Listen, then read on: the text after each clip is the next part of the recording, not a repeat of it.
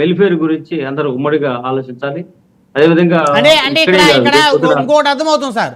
ఏదన్నా కార్యక్రమం ఒక ప్రభుత్వం చేస్తే, ఒక నాయకుడు చేస్తే, అంటే వారికి ఎక్కడ పేరు ఉండిపోతుందేమో, భవిష్యత్తులో వారి పేరు ఎక్కడ అలాగే శాశ్వతంగా ఉండిపోతుందామే అనేటువంటి ఒక ఈర్ష్య, అసూయలు కూడా ఇప్పుడు నాయకుల్లో చాలా స్పష్టంగా కనబడుతున్నాయి. వారు ప్రజల కోసం కాదు, ముందు అసలు వారి యొక్క ముద్రను వేసుకోవాలి అని తాతాలు ఆడుతా ఉన్నారు. ఇదే దురదృష్టం. పార్టీ కాదండి. ఇప్పుడు ఎందుకనంటే ఇప్పుడు కాంగ్రెస్ పార్టీ అనేక పథకాలు ప్రవేశపెట్టింది. చరిత్ర మేము అన్ని తీసేసేయం కదా, కొన్ని పథకాలని పేర్లు మారుతాయి తప్ప తీసేయలేము. అదేవిధంగా చంద్రబాబు నాయుడు హైటెక్ సిటీ కట్టాడు. దాన్ని రాజశేఖర రెడ్డి గారు వచ్చిన తర్వాత కంటిన్యూ చేశాడు. అభివృద్ధి అనేది ప్రజలకు సంబంధించింది కాబట్టి ఎప్పుడు కూడా అది నిరంతర ప్రస్థానం సాగాలి. ఇప్పుడు అమరావతి రాజధాని జగన్మోహన్ రెడ్డి గారు వచ్చిన తర్వాత ఆ యొక్క డెవలప్మెంట్ ని ఆపేశారు అని అనుకోవాలా, కొనసాగించలేదని అనుకోవాలా? ఆపేశారు కదా ఆయన, అందులో సందేహం. కాకపోతే ఆయన ఇంట్రెస్ట్లు వేరే ఉండొచ్చు, లేకపోతే ఇప్పుడు కూటమి ప్రభుత్వం ఇంట్రెస్ట్ వేరే ఉండొచ్చు. కాబట్టి ఎవరి ఇంట్రెస్ట్ల మేరకు వాళ్ళు అట్లా చేస్తున్నారు. కానీ ఇక్కడ మనకు గమనించాల్సింది ఏంటంటే ప్రజా రాజధానిగా అమరావతికి వాళ్ళ దగ్గర రైతుల దగ్గర నుంచి ల్యాండ్ మనం పూల్ చేసుకున్నాం. పూల్ చేసిన తర్వాత మనకి మన ఇష్టాయిష్టాలతో పని లేదు. ఇంకొకసారి వాళ్ళతో ఇప్పుడు గత ప్రభుత్వం ఒప్పుకుందంటే మిగతా ప్రభుత్వం దాన్ని కంటిన్యూ చేయాలి. మనం కౌలు ఎందుకు ఇస్తున్నాము?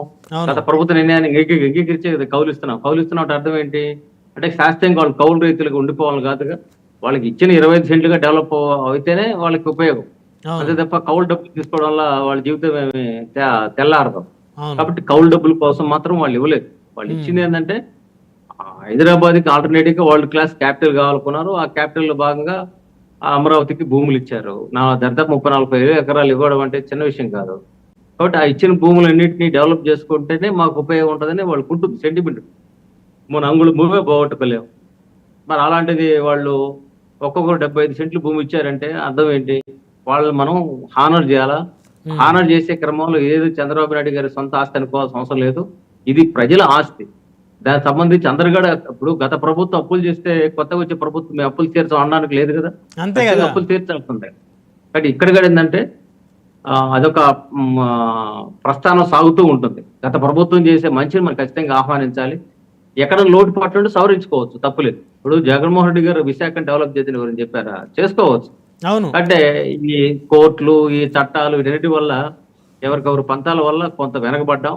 ఆ వెనకబడతనం పోవడం కోసం ఈరోజు వరల్డ్ క్యాపిటల్ గా అంటే వాస్తవానికి అమరావతిని జగన్మోహన్ రెడ్డి గారు ఒప్పుకున్నారు. నవనగర నిర్మాణం ఎలా చేయాలి కూడా ఆయన ఒక డెమో ఇచ్చారు. చాలా స్పష్టంగా మీడియాలో మాట్లాడాడు. చంద్రబాబు నాయుడు గారి కంటే కూడా జగన్మోహన్ రెడ్డి గారి విషయంలో క్లారిటీ ఉంది. మరి ఎందుకు ఆయన ఆగిపోయాడు అంటే మొత్తం 2 లక్షల కోట్లు మనం పెట్టలేము, అది జరిగే పని కాదు అని చెప్పి ఆయన ఆగిపోయారు. కానీ ఇప్పుడు ప్రభుత్వం కేంద్ర 15,000 కోట్లు ఇచ్చింది. ఇంకా ఏపీ నిధులు ఉన్నాయి,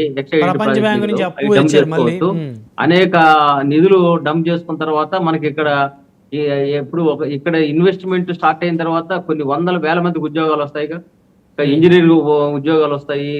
ఆ తర్వాత ఇసుక అనుబంధ వ్యాపారాలు జరుగుతాయి.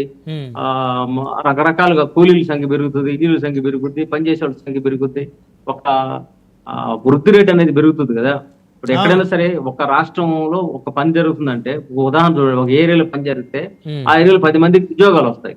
అది చిన్న చిన్న కార్మిక ఉద్యోగమా పెద్ద ఉద్యోగం అనేది పక్కన పెడితే ఆ 10 మందికి ఉపాధి కలుగుతుంది. ఇప్పుడు నేను విజయవాడలో నేనున్న ప్రాంతంలో డిమార్ట్ వచ్చింది. డిమార్ట్ రాగానే అక్కడ కొన్ని 100 మందికి రకరకాల వ్యాపారాలు పెట్టుకున్నారు. కానీ అది మానవ సహజం, అది మనిషి స్వభావం అనమాట.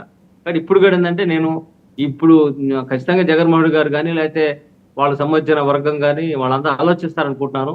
అమరావతిని వాళ్ళు స్వాగతిస్తారు నేనైతే భావిస్తున్నాను. రైట్. మనతోటి బాబు పాలూరు గారు ఉన్నారు, జనసేన పార్టీ నుంచి. బాబు గారు నమస్తే అండి. నమస్తే అండి.